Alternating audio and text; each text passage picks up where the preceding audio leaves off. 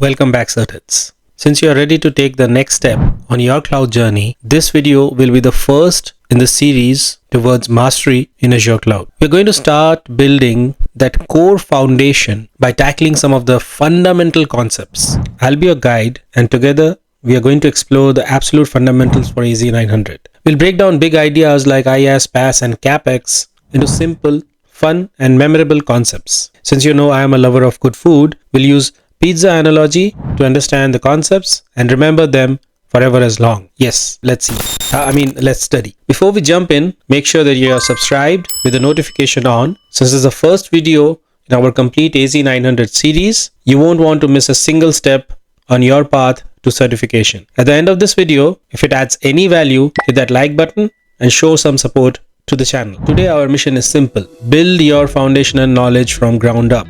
We'll kick things off by defining what cloud computing actually is, compare the old way of doing things with the new. Then we'll use the pizza analogy so that you won't forget to slice up the shared responsibility model. After that, we'll check different flavors of cloud, public, private, and hybrid, to see where each one fits. And finally, we'll look at the economics of cloud, focusing on consumption-based model and how you actually pay for these services. If you're new to this video will be like a breath of a fresh air. If you're already a pro, it's a perfect refresher for these core concepts. Let's get started. Section 1, the what. What on earth is cloud computing? Well, you see, at its heart, cloud computing is just the delivery of IT services on demand over the internet. Now, what does that mean? Instead of owning and running that expensive computer infrastructure, you can access services like computing power, storage, and databases from the cloud provider, like Microsoft Azure. Think of it like this. You wouldn't build a power plant just to turn on the lights at home, right? Of course not. You subscribe to a service from a utility company. Cloud is exactly the same idea, but that idea applies for computing. You're basically using someone else's computer, or more accurately, a small piece of a giant. This giant powerful computer is called data center, and you get this over the internet. So let's try to make this real. Imagine you want to launch a website. The old way was a total headache. First, you had to guess how much server power you need, and then you'd order a physical server and wait for weeks for it to show up. Once it's arrived, you have to find a place for it, install it in a rack, connect a web of cables, and make sure it has power and cooling. And then you could finally install the operating system and software. It was expensive, slow, and inflexible process that required a huge upfront investment. This is a classic example of CapEx, capital expenditure, where you spend a ton of money upfront on physical stuff. Now let's try the cloud way with Azure. You open up a browser, log into Azure portal, and with a few clicks, you deploy a virtual machine. Within minutes, it's up and running and ready for you. You didn't buy a physical server, you're just renting resources from Azure's enormous global network. That's the core of infrastructure as a service. You get the raw computing infrastructure, servers, storage, and networking, but you manage the operating system and what runs on it. And the best part, the cloud is elastic. If your website suddenly goes viral, you can easily scale up your VM's power, and when things quiet down, you can scale right back down. That's the kind of agility cloud provides, and it's a total game changer. Section 2, the why. Unpacking the financial magic, CapEx versus OpEx. This idea of renting instead of buying brings a critical concept to life. The shift from capital expenditure, CapEx, to operational expenditure, OpEx. Like we just talked about, CapEx is the money you spend upfront on your physical hardware. It's a huge initial investment, and once you buy the server, you're stuck with it. Whether you are running it at 100% or 5%, you already paid for it. This model involves a lot of risky guesswork. If you buy too much hardware, you have wasted money. And if you have bought too little, your website crashes and you lose customers while scrambling to order more. OpEx, on the other hand, is the money you spend on day-to-day operational cost. With cloud computing, you're not buying servers. You're paying for the services as you go. This is the consumption-based model. It's just like electricity bill. You pay for only what you use. If you turn off your virtual machines, you stop paying for the compute cost. This is huge for businesses. There is no massive upfront cost, which makes it easier for startups to get going and for big companies to innovate without making risky bets. It turns IT costs into predictable manageable expenses. This is financial agility and lets organizations pivot quickly and match to their spending directly to their needs, which is a massive leg up in today's world. Alright, now we know what cloud is and why that financial model is so great. Now let's talk about different ways to use cloud. There are three main service models in cloud: IaaS, infrastructure as a service; PaaS, platform as a service; SaaS, software as a service. And to make it stick, let's use the pizza analogy. Section 3, the how. Three main flavors of cloud services: IaaS, PaaS and SaaS. On-premises, the traditional at-home method.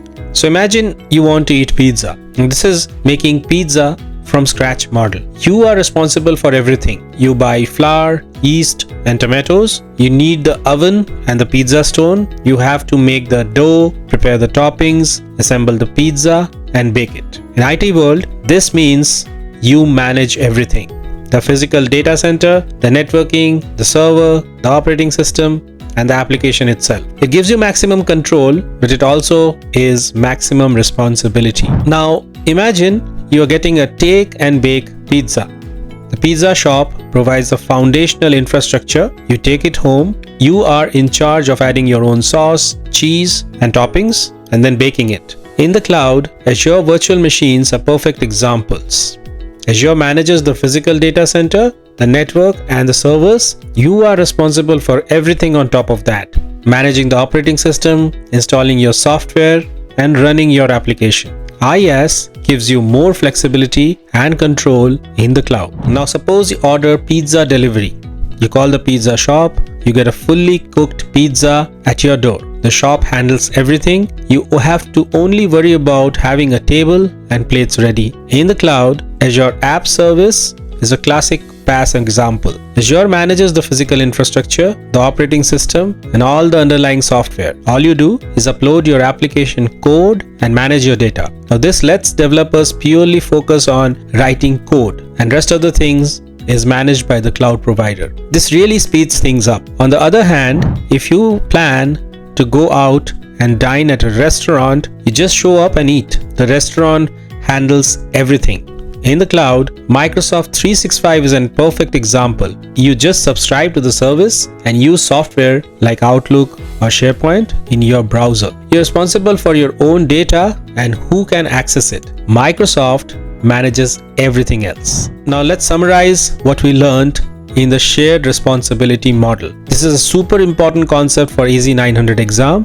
It clearly defines who is responsible for what. Now if you start from the left and go to the right, see a shift on how you mature in cloud. You move from on-prem to IaaS to PaaS to SaaS. Now slowly you hand over more and more control and more responsibility to Microsoft so that you can focus on your core business and your core technology area rather than managing the infrastructure. So you have picked up your service model. But where does this stuff actually live? This brings us to the three most important cloud deployment models: private, public, and hybrid. Section 4, one cloud, three ways, deployment models: public, private, and hybrid. Public cloud is the most common setup. The public cloud is owned and provided by Microsoft Azure. They provide all the hardware and multiple organizations called tenants. These tenants share that infrastructure. It's like living in a big public apartment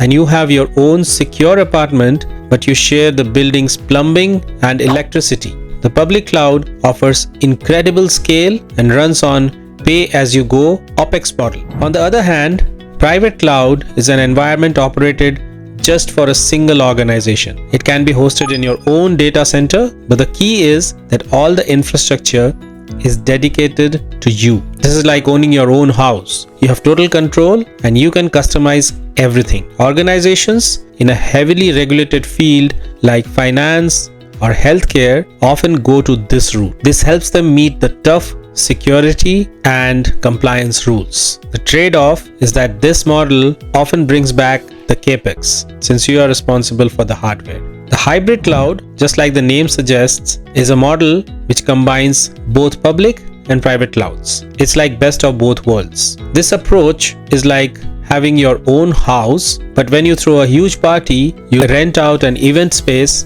next door. the public cloud to handle all the extra guests. This lets company keep tight control over sensitive data in their private cloud while still getting the scale and cost saving of a public cloud. Let's do a quick recap of everything we just covered. We started with the basic idea of cloud, getting IT services over the internet.